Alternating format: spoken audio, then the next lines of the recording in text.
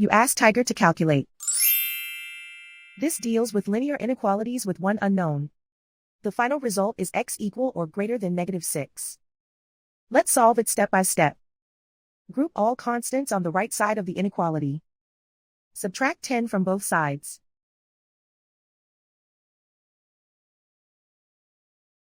Group like terms.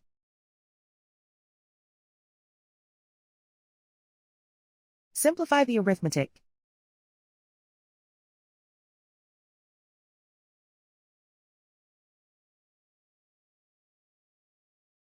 Isolate the x. Divide both sides by 5.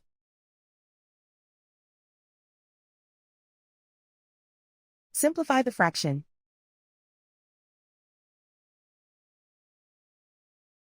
Find the greatest common factor of the numerator and denominator.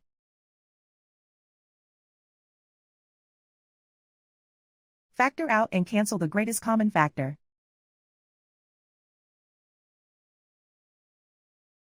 Plot the solution on a coordinate grid. And so the final result is x equal or greater than -6.